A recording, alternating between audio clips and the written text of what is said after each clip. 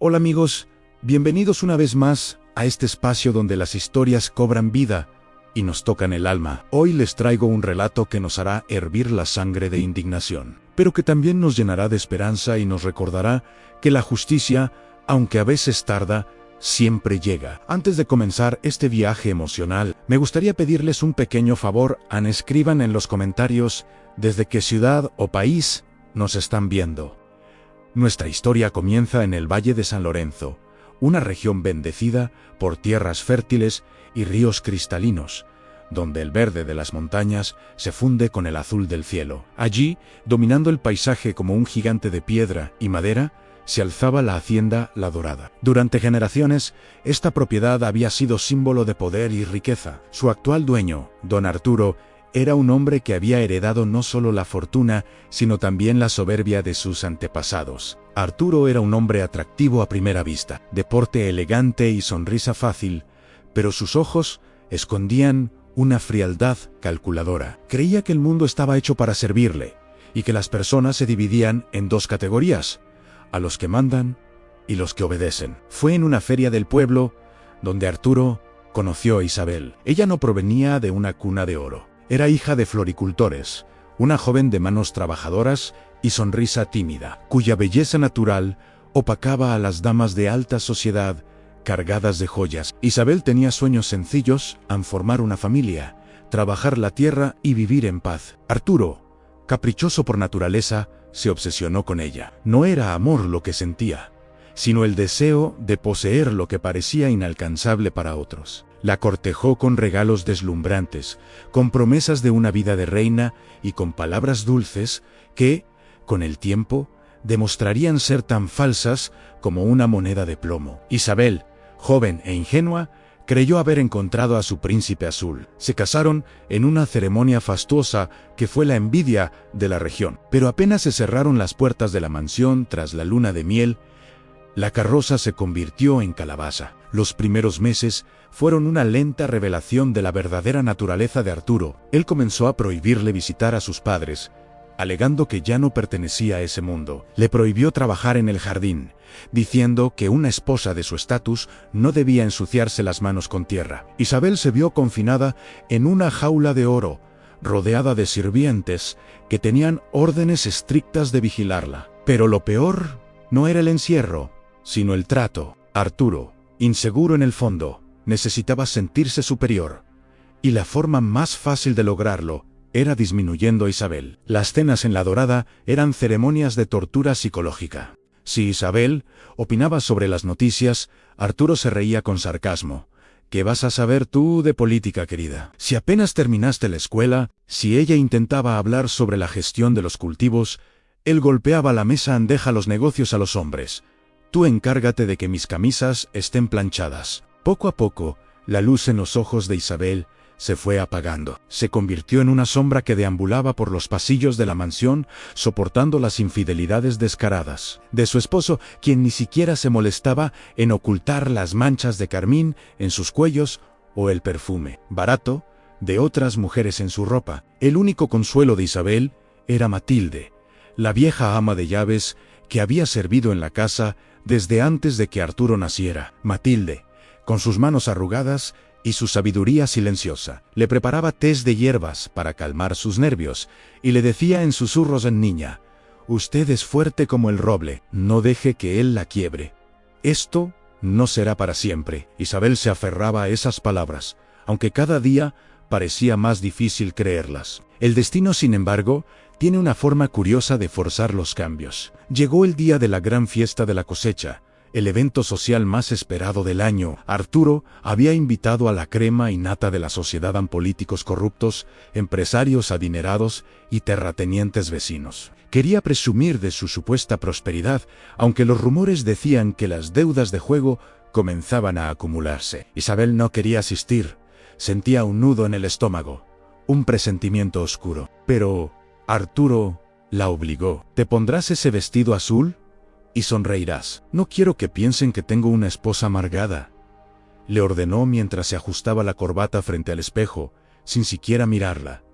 La fiesta estaba en su apogeo. La música sonaba, el champán corría como agua y las risas llenaban el salón principal. Arturo, ya bastante afectado por el alcohol, se sentía el centro del universo. En un momento de euforia tóxica, mandó parar la orquesta. Subió a una pequeña tarima improvisada y llamó a Isabel. Ella se acercó temblando ligeramente, sintiendo las miradas de cientos de personas sobre ella. Arturo pasó un brazo por sus hombros.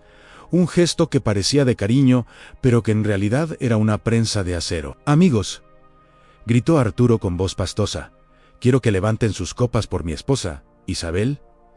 Mírenla, ¿no es hermosa? ¿Quién diría que hace unos años estaba vendiendo flores en la plaza, con los zapatos rotos y las manos sucias?» Un silencio incómodo cayó sobre la sala. Isabel sintió que el suelo desaparecía.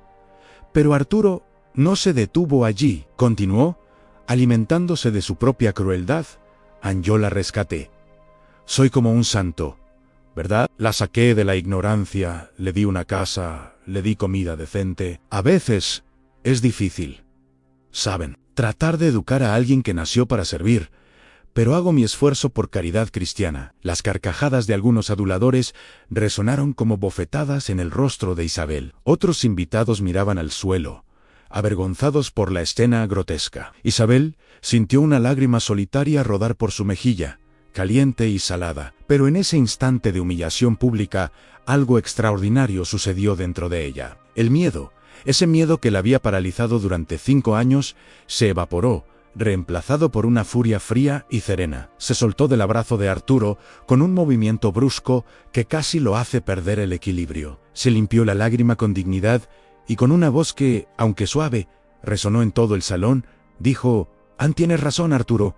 Me sacaste de la pobreza material, pero esta noche me has demostrado que la verdadera miseria, la miseria del alma, vive en ti. Y de esa, ni todo el dinero del mundo te podrá salvar». El salón se quedó en un silencio sepulcral. Arturo, estupefacto, intentó balbucear una respuesta, pero Isabel ya le había dado la espalda. Caminó entre la multitud con la cabeza en alto, como una reina que abandona un reino que no la merece. Subió a su habitación, tomó una pequeña maleta y metió lo esencial en 2 cambios de ropa, una fotografía de sus padres y sus documentos. Matilde la encontró en el pasillo, llorando. «Váyase, mi niña», le dijo la anciana, poniéndole un pequeño rosario en la mano. «Vuele lejos y no mire atrás». Isabel salió de la Dorada esa misma noche, bajo una tormenta que parecía reflejar su tormenta interior. Caminó kilómetros por la carretera embarrada hasta llegar a la estación de autobuses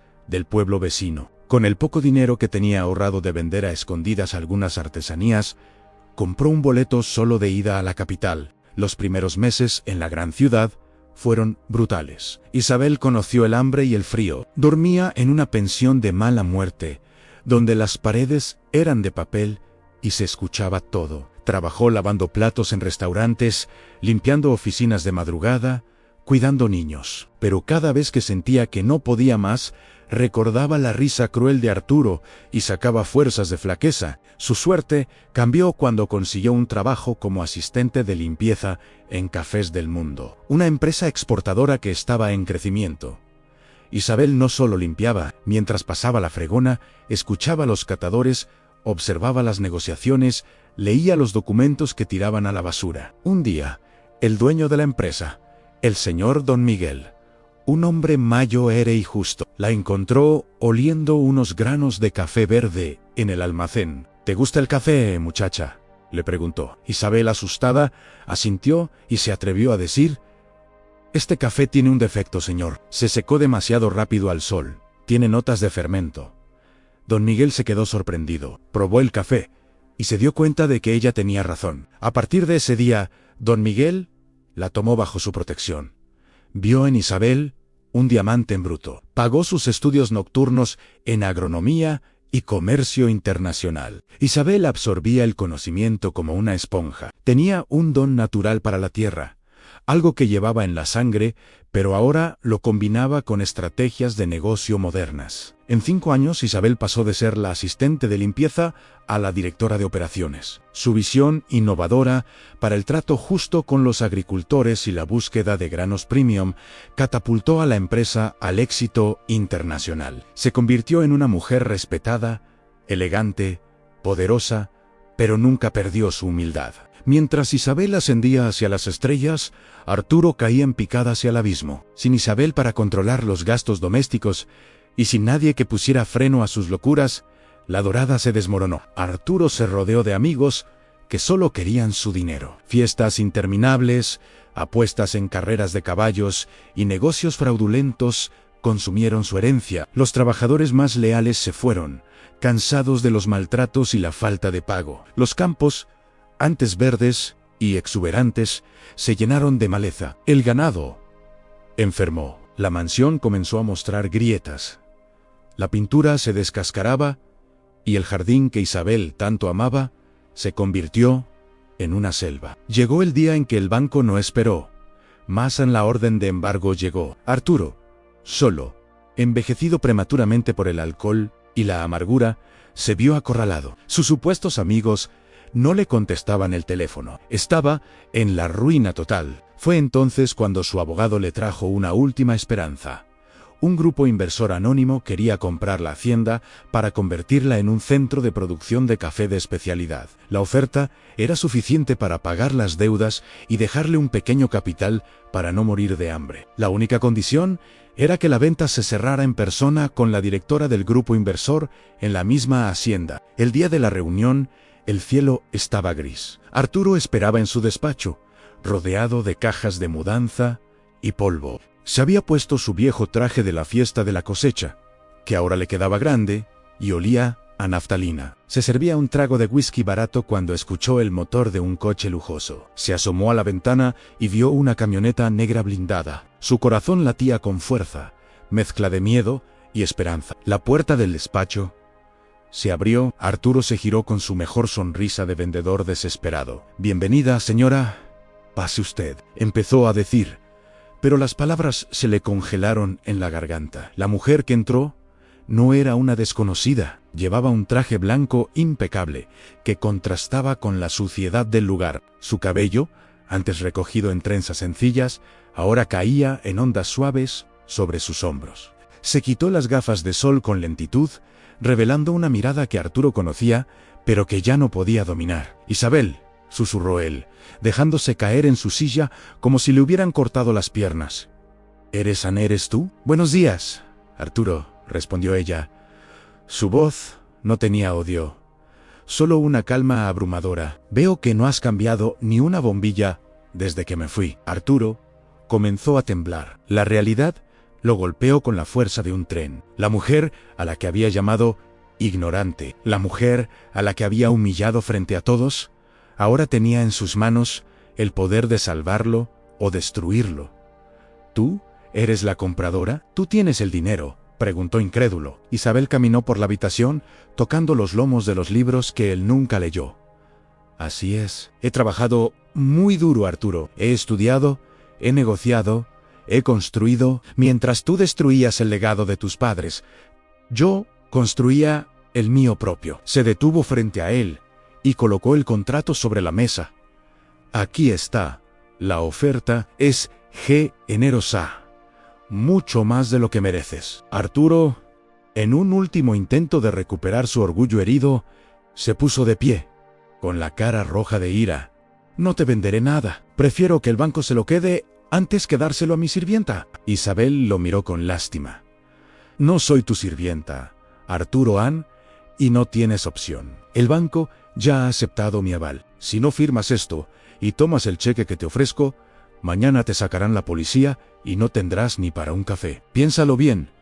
El orgullo no llena el estómago». Arturo miró los papeles, luego miró las paredes desnudas de su oficina, se dio cuenta de que estaba completamente derrotado. Con manos temblorosas, tomó la pluma, firmó el documento, sellando su destino. Isabel tomó la carpeta, la revisó y asintió. «Tienes hasta el atardecer para sacar tus cosas personales», dijo ella, dirigiéndose a la puerta. «Isabel, espera», suplicó Arturo, con lágrimas en los ojos, dándose cuenta de la magnitud de su pérdida. No hay posibilidad de que me quede. Podría trabajar para ti, podría ser capataz. Conozco estas tierras». Isabel se detuvo en el marco de la puerta, se giró lentamente y lo miró una última vez. «Tuviste tu oportunidad, Arturo. Tuviste una esposa que te quería, tierras fértiles y una vida por delante. Lo despreciaste todo a no puedes quedarte. Esta hacienda necesita sanar, y para eso necesita que tú te vayas.